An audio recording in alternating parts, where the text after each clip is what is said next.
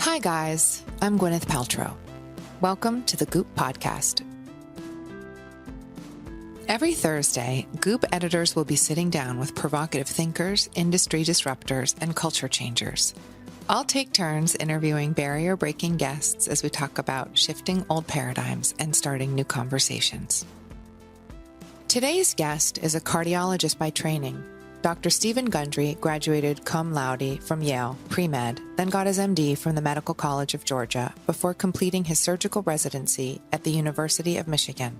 He served as chairman and head of cardiothoracic surgery at Loma Linda University School of Medicine for 16 years. In 2001, he met a so-called hopeless patient with heart disease who ended up turning around his health by making some surprising diet changes. This experience changed the trajectory of Dr. Gundry's career, who went on to explore the powers of nutrition and search for cures for notoriously difficult-to-treat diseases and disorders. He is the founder and director for the Center for Restorative Medicine, based in Palm Springs, California. And he shared his fascinating research and dietary philosophy in his books, The Plant Paradox, Dr. Gundry's Diet Evolution, and The Plant Paradox Cookbook. I've got a paper on of 102 people with biomarker-proven autoimmune disease, like rheumatoid arthritis, like lupus, like MS, who followed the Plant Paradox program and was in 6 months, 90 out of 102 of them were off of all of their medications. Dr. Gundry sat down with our Chief Content Officer, Elise Lunin, to talk through his theory on lectins, the potentially harmful plant-based proteins that he studied extensively, and some of his other insights into the root causes of autoimmune disease. After the conversation, I'll be doing a quick round of Ask Me Anything. If you've got a burning or totally random question you want me to answer, hit us up at Goop on Instagram or Facebook. Before we get to Dr. Gundry, we want to tell you a bit about one of our partners. Did you know that the personal care industry isn't regulated by the FDA? While the European Union has banned north of 1,400 chemicals, the U.S. has banned only 11. This is why we started the Goop Clean Beauty Shop, to vet the very best products that don't rely on any toxic ingredients. True Botanicals, a company that is setting the standard for clean and effective skin and body care, was one of the first lines we carried. I've had rosacea since I was young and learned how important it is to keep my skin both exfoliated and extra moisturized. I'm always looking for really potent hydrating options, and True Botanicals Calm Pure Radiance Oil works perfectly for my skin. I use it on clean skin before applying Goop's night cream. They actually have an oil for every skin type. True Botanicals even has a virtual quiz on their site that you can take to help figure out the right collection of products for you. Like Goop, True Botanicals is a company run by women who believe we deserve better from the beauty industry. They want to convince everyone that clean beauty is just as powerful as conventional products. To give their potent, non-toxic products a shot, go to truebotanicals.com and type in code GOOP at checkout for a one-time 15% discount. Now, let's get to Elise and her interview with Dr. Stephen Gundry. I'm hoping you can tell us, I know the story, but I think it's a great story, the story of Big Ed and how he changed your life. Yeah, so I like to think of it as a right turn rather than a left turn. And about late 1990s, a gentleman was referred to me from Miami, Florida, who I affectionately call Big Ed. He's a real person. He was 48 years old, had inoperable coronary artery disease. That means he had so many blockages in all of his blood vessels to his heart that you couldn't put stents in them, you couldn't do bypasses because there wasn't any place to put a bypass. And like many people who I see, this gentleman had gone around the country looking for surgeons or cardiologists who were stupid enough to take him on. And he had spent about 6 months doing this, and one of the places that they eventually wind up is in my office at Loma Linda, because I'm one of those stupid heart surgeons who will just about operate on anybody. And so this had been a 6-month process, and he brought his angiogram, the movie of his heart, and I looked at it, and I said, I got to tell you, Big Ed, there's nothing I can do for you. Everybody's right. There's no place to put bypasses. I'm just not going to help you. And he said, well, yeah, that's what everybody says, but here's the deal. For 6 months, I've been on a diet, and I lost 45 pounds. Now, this was a guy who was 265 pounds when I met him, so Big Ed. And he says, I've gone to a health food store, and I bought all these supplements. And he actually brings in a huge shopping bag full of supplements. And he says, maybe I did something inside my heart. And I'm scratching my professor beard and going, well, good for you for losing weight, but that's not going to do anything here. And I know what you did with all those supplements. You made expensive urine, which I truly believed back then. And he says, well, look, I've come all this way from Miami. Why don't we do another angiogram? What would it hurt? Let's just see. I do a big sigh. Okay. So we get an angiogram on him the next day, and in 6 months' time, this guy has cleaned out half the blockages in his heart. They're gone. Now, he still had blockages, but now there were places where I could do bypasses, plug things in, and I actually took him and did a 5-vessel bypass. Now, if I knew what I know now, it's the last thing I would have done. I would have said, hey, great, let's keep doing this. But I didn't know that. So after the operation, I said, start telling me about this diet. What have you been doing? And he starts talking, and about 4 sentences in, I said, whoa, wait a minute, time out. I had, back in the dark ages, I was at Yale University as an undergraduate, and in those dark age times, horse and buggies, we were able to do a special major where we could, for 4 years, design a thesis that we wanted to defend and defend it to 3 full professors. And if you defended your thesis, you got an honors, you got to graduate, and if you didn't, well, so what? So I had a thesis that you could take a great ape, manipulate its food supply, manipulate its environment, and predict that you would arrive at a human being. So I got an honors, and I gave it to my parents, and then went to medical school and kind of forgot all about it. Now, it was poignant because when I met Big Ed, I was a big fat guy. I weighed 228 pounds. I'm 5'10". That's obese. I was running 30 miles a week. I was going to the gym 1 hour every day, and I was eating a healthy, low-fat vegetarian diet at Loma Linda. And I couldn't figure out why. I had high blood pressure, prediabetes, high cholesterol. I operated on little babies with migraine headaches. I don't recommend it. I had such bad arthritis in my knees that I wore braces to run. So I said, Big Ed, what you did is my thesis in college. And so I called my parents. I said, you still got my thesis? And they said, oh, yeah, it's here in the shrine. I said, send it up to me. And so I put myself on my thesis, and fast forward, I lost 50 pounds my first year, and I lost subsequently about 20 pounds. And so then I said, okay, so let me look in that bag of supplements. And I said, how'd you do this? He said, I just went to the health food store, and this looked interesting, and this looked interesting. It really did. And so I'm looking through this, and I'm pulling these things out, and I'm going, whoa, this is amazing. Some of the ingredients that Big Ed was taking, I was using to resuscitate heart cells. And it never occurred to me to swallow the dumb stuff. So I said, gee whiz, I'm going to start swallowing this stuff, and I'm going to send my blood work up to the University of California, Berkeley, and see what happens. And so not only did big changes happen to me, people noticed what I was doing, and my staff started doing this, and then I put my patients that I operated on this, and their blood pressure normalized, their diabetes went away, their arthritis went away. And after about a year of doing this at Loma Linda, my wife still calls it Black Friday. I'm looking in the mirror, and I'm going, I can't do what I'm doing anymore.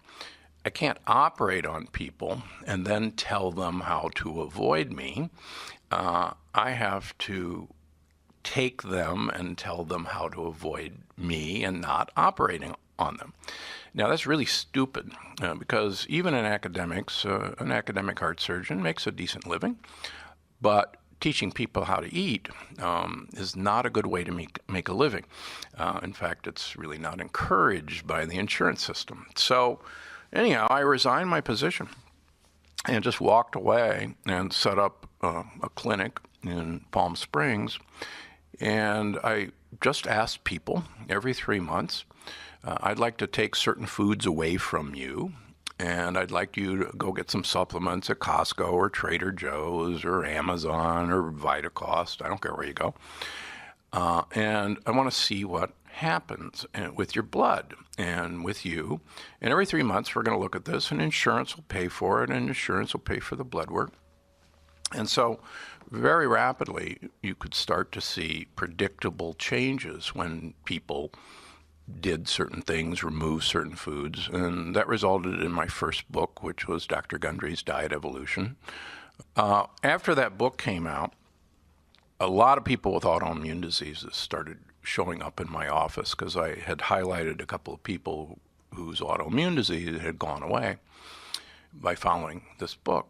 And they said, they'd come in and say, what do you know about autoimmune disease? And I said, well, I don't know anything about autoimmune disease, but I know a whole lot about the immune system because I'm a transplant immunologist. And that resulted in me finding that there were these compounds in plants, which are the plant defense system against being eaten, called lectins. And lectins have been known about for actually over 150 years now. But in The Plant Paradox, which was the next book, I made a case that really shocked me that lectins are potentially the cause of almost all human diseases, including heart disease, absolutely autoimmune disease.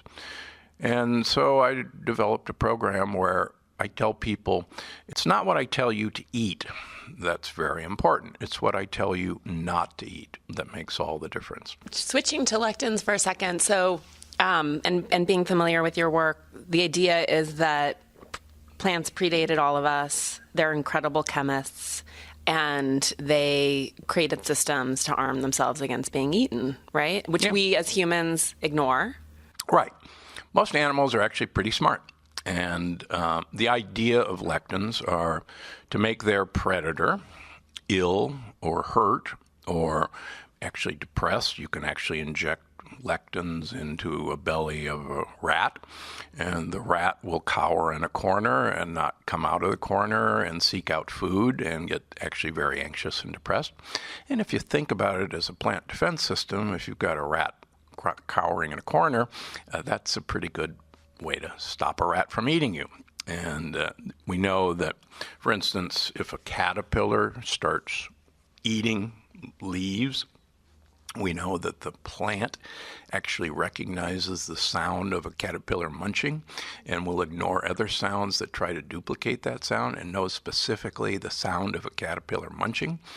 And if there's a caterpillar munching on a leaf on one side of a tree, within 10 minutes, the lectin content on the other side of the tree will double, triple, quadruple, because the tree knows it's under attack. Wow. That's crazy. I know, it's crazy. And, we think that, plants just sit there and they were put here for us to eat. And in fact, like you said, they were here first. And they had it really good until animals arrived. So why do animals get the message and we don't? Is it that our systems are that much more complex? No, we definitely get the message, but we choose to ignore that message. And we have some phenomenal drugs and over-the-counter drugs that cover up what we think are natural consequences of just eating. For instance, we know that lectins in corn and soybeans are the cause of heartburn in cattle. Cattle aren't designed to eat corn and soybeans. They're designed to eat grass. And they get such bad heartburn that they refuse to eat because, quite frankly, if it hurts to eat something, a smart cow says, every time I eat these corn and soybeans, it hurts, and I'm not going to eat these things anymore. So we put half the world's production of Tums, calcium carbonate, is mixed into cattle food so that they will keep eating. And so, and we know that, for instance, so when Larry the Cable Guy, wants to eat a pizza, He's so happy that he can take Prilosec OTC and keep eating pizza so he doesn't get heartburn. And instead of saying, gee, this stuff in pizza, which is a lectin bomb, by the way, is giving me heartburn, and maybe I should listen to my body and say, this is funny. Every time I eat pizza, I get heartburn, and maybe my body's trying to tell me something, rather than saying, isn't it wonderful that we have this drug that I can keep eating pizza? Before we get to the big lectin bombs, and I know you have another cookbook coming out that is full of recipes that I'm sure involve a pressure cooker, can you sort of explain historically how other cultures have managed to get around lectins? Yeah. I talk about setting up the offense and defense, and because animals have their own defense against lectins, and lectins have their own set of offense to try and overcome the defense of animals. So we have multiple layers of defense. We have mucus, which is mucopolysaccharides, and mucus is actually sugar molecules that lectins, which are proteins, attach to. So the next time you bite into a jalapeno pepper, you'll notice your nose starts to run. And that's actually because you're starting to produce mucus to trap those lectins that you just ate. And so I want you to, every time you eat that spicy food and your nose starts running, realizing that your body is actually upping the defense against lectins. We also have acid in our stomach, which can digest a large number of lectins. They're proteins, and acid digests protein. The third line of defense is we have a microbiome, the bacteria and fungi in our gut and in our intestines, that actually likes to eat lectins. Most people don't know there's actually bacteria that love to eat gluten, and gluten happens to be a lectin. And so we have developed these defense systems against lectins. But part of the problem is that we no longer have a good microbiome because we've been taking antibiotics most of our life for really no good reason, and most of the food that we eat has been fed antibiotics. Our cows, our chickens, our pigs, even fish that are farm raised. And yes, we could take probiotics, which are friendly bacteria, but that's like planting little seedlings after a forest fire and thinking you're going to have a big forest in a couple weeks, and it just doesn't happen. So those are kind of our defense systems that have been decimated. So now, how do cultures deal with this? Well, number one, traditional cultures aren't sitting around taking antibiotics and antacids and Nexium, but they've been fermenting their vegetables. We know that fermentation actually reduces lectins in beans and in grains. And if you think about it, long ago, there was no preservation system. So almost all foods that we gathered eventually fermented. I'll give you an example of quinoa, one of my favorite nasty grains. The Incas actually had 3 detoxification processes to get the lectins out of quinoa. They soaked it for 48 hours, and then they fermented it. They allowed it to rot, and then they cooked it. And it's not on the package directions. And in the book, I profile a young woman from Peru who moved to Los Angeles, and her mother always pressure cooked quinoa and told her you had pressure cooked quinoa because it was so deadly. And she thought that was just a cute wives' tale. So when she moved to Los Angeles, she continued her Peruvian diet, which included a lot of quinoa, but she didn't use a pressure cooker. And she developed really bad IBS symptoms. And a friend sent her out to me, and kind of going down the list, and I'm telling her what her ancestors, the Incas, did to quinoa, and her eyes pop wide open and says, "Mom was right?" And I said, "Yeah, Mom was right." And so I said, "Call me back in a month." And she calls back, said, "Yeah, that was it. I'm fine now, thank you."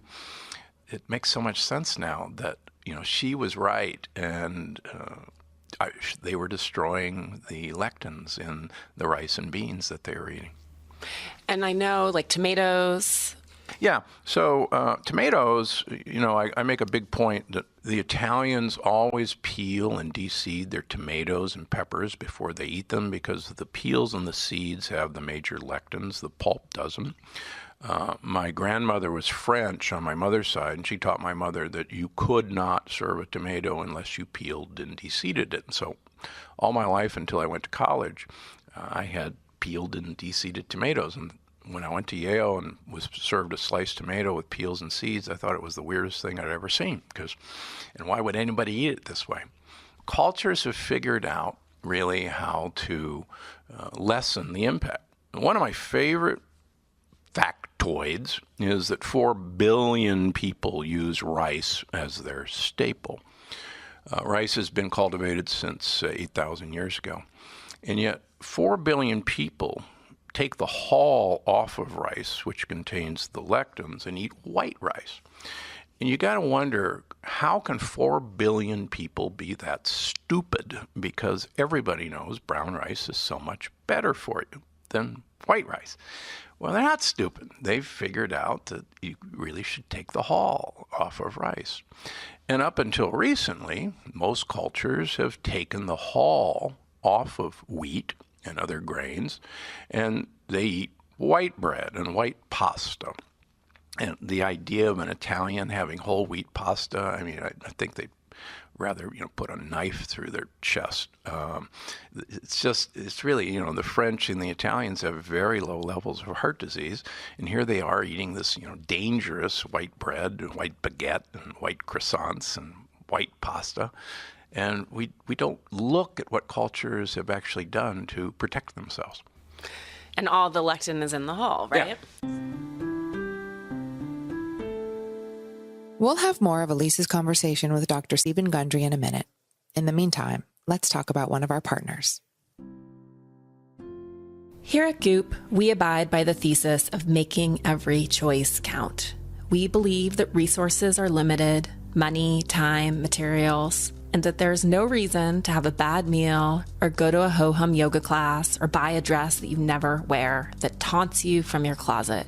That dress that doesn't look good on you, but is too expensive to give away. Those dresses are the worst. And that's where Stitch Fix comes in. It's the perfect antidote for women who don't like to shop or don't have time to shop, or who have always wanted a personal stylist to pick flattering pieces that they will actually wear. I just went through the process of signing up for a Stitch Fix account, and it's easy and fun. You enter all your basic size details, pick collages that best reflect your taste, select some of your favorite brands and stores to give the stylist a sense of what you're comfortable spending, and then they do the rest for you. You can choose your frequency from every few weeks to once a quarter, and they'll send you a box of 5 pieces that they know will fit and flatter you. There's no subscription required. You simply ship back anything that you don't want to keep, and they even pay for shipping and returns. Get started now at stitchfix.com/goop, and you'll also get 25% off when you keep all 5 items in your box. That's stitchfix.com/goop to try Stitch Fix today. stitchfix.com/goop. Okay, let's get back to our chat with Dr. Stephen Gundry. Your primary prescription now for patients is diet and supplements. Yeah. Why do you think it's so difficult to, and maybe it is shifting, but shift medical culture to this more sort of preventative, gentle place, particularly when the impact can be profound? We get emails too from readers all the time saying that their daughter's rheumatoid arthritis was reversed and is fully under control from following your diet. What needs to happen for people to sort of take autonomy over their health? The longer I've been at this, the more I'm impressed with Hippocrates. And he believed a very long time ago, 2,500 years ago or more, that there's this green life force energy, as he described it, within every animal and plant for that matter, that actually wants to have perfect health. And there are external forces that prevent that green life force energy from expressing itself. And he believed the purpose of a physician was to be a detective and determine what those external forces were that were preventing the natural healing of that organism, and then remove those external forces, and the organism, the green life force energy, would actually take care of everything else. And the longer I've been at this now, the more I realize that that's actually the fundamental truth. And all you got to do is be a good detective, find out what those forces are. And with modern blood work, we can actually, and I've published a lot on this, show that removing external forces, like, for instance, lectins, or like Roundup and antibiotics, will allow a person to heal themselves. In fact, next month at the American Heart Association Lifestyle Medicine Conference, I've got a paper on of 102 people with biomarker-proven autoimmune disease, like rheumatoid arthritis, like lupus, like MS, who followed the Plant Paradox program, and was in 6 months, 90 out of 102 of them were off of all of their medications. They were negative for any biomarker for autoimmune disease. And the other ones were dramatically reduced in their markers.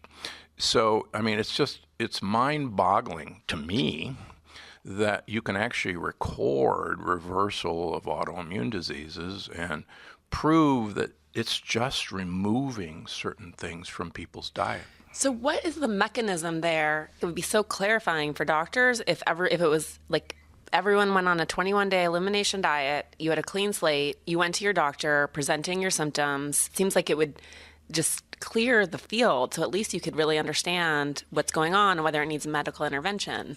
Right. Well, unfortunately, when Dwight Eisenhower retired as president, he said you have to beware of the military-industrial complex. That was his famous saying. And now I think you can paraphrase him that we have to be aware of the medical, agricultural, and pharmaceutical complex. And if you actually look at major medical school board of directors, you will find on those board of directors people from the chemical industry, from the pharmaceutical industry, and from the agricultural industry. And most of the grants to medical schools now come from big pharma, big agriculture. We know now through the New York Times reporting that in the 1950s, the Department of Nutrition at Harvard was subsidized substantially by the sugar industry.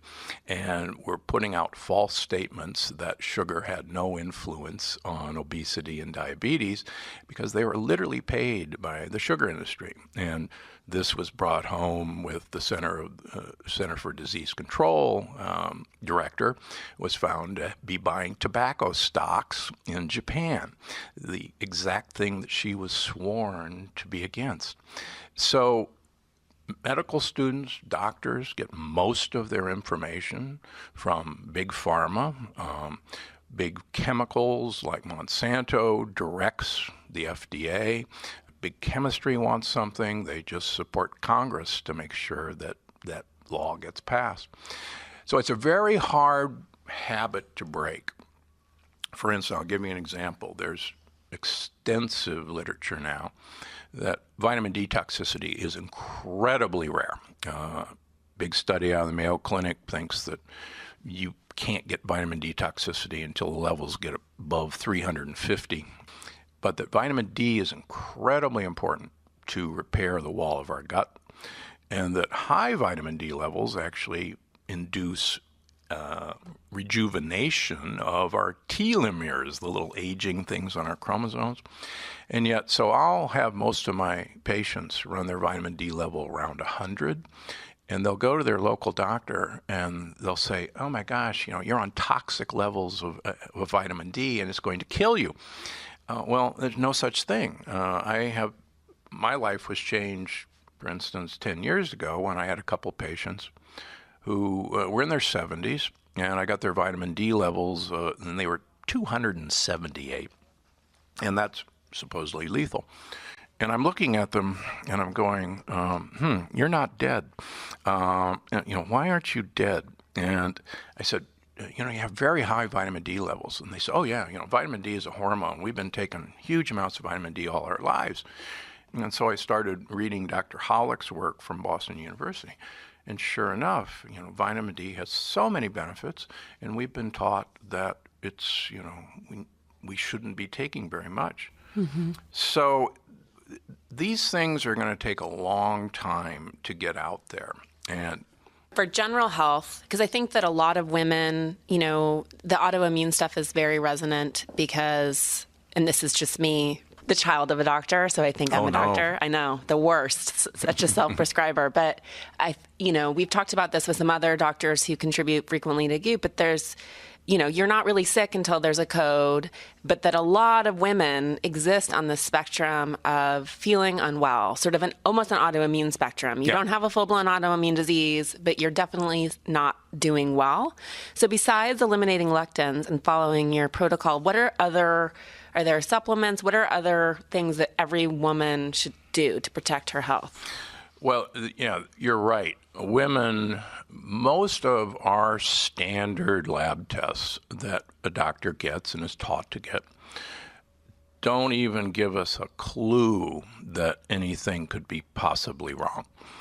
And long ago, I was taught that, if a woman comes in with these weird complaints, she's basically crazy or seeking attention. Hysterical. A hysterical female. One of the amazing things I've learned, and surgeons don't listen. It's one of the nice things about surgeons. I taught myself to listen, and I taught myself to believe the female opposite me, and that start looking for why she was saying these things, that things weren't right. And in fact, we now have sophisticated stuff that proves that women were right. I'll give you a great example that just happened this week. I got an email from a woman in her 40s who, you name it, she has it, Ehlers-Danlos syndrome. She basically became bedridden and had fibromyalgia, and you name the complaint, she had it, and she went all over the world, Mayo Clinic, etc. And everybody says, you're just crazy because all your labs look great, and there's no reason you should be in bed. And, here, have some pain pills and, have some antidepressants. And so I get this letter, and she says, I just, want you to know that I've tried every diet in the world, FODMAP diet, elimination diets, and then somebody, told me about your book. And I go, yeah, great, another diet. Well, what do I have to lose? And she said, within a couple of days, I was walking. I haven't walked in years, and I got out of bed. She just said, you saved my life, and why didn't anybody listen to me all these years? We're not trained to listen. We don't actually realize you have a gut feeling, and it is actually coming from your gut. And we have to find out why you have that gut feeling, and we can. And you got to, unfortunately, in this current medical climate, you have to be your own champion. Mm-hmm. And there are people who will listen to you. A lot of functional medicine people will listen. Yeah. All right. So my final question. So vitamin D, you think everyone should run their vitamin D high? Yeah. Run your vitamin D high. There's two labs who absolutely agree that 120 is absolutely normal on a blood test. I run my vitamin D greater than 120 for the last 10 years to prove to people I'm not dead. And I'm not, as you can see. You got to get a lot of fish oil in you. And most people don't realize that our brains are about 70% fat. And half of the fat in our brain is a component of fish oil called DHA. And there's beautiful studies now that show that people who have the highest levels of DHA in their brain as they age have the biggest brains and the biggest areas of memory, and people who have the lowest levels have the most shrunken brains and the smallest areas of memory. I can absolutely, if you're a vegan or a vegetarian, You've got to get algae-based DHA in you. The vegans that I see when I first see them, and I take care of a lot of vegans, have incredibly low levels of DHA and omega-3s in their body. The other thing that I think is incredibly important for people is to get polyphenols into you. And polyphenols are dark compounds like are in blueberries, like are in cherries, like are in dark chocolate, like are in coffee. And you can get these in powdered form or capsule form. And the more we're learning about polyphenols, the more we know that polyphenols actually are what's going to keep our brain alive as we age.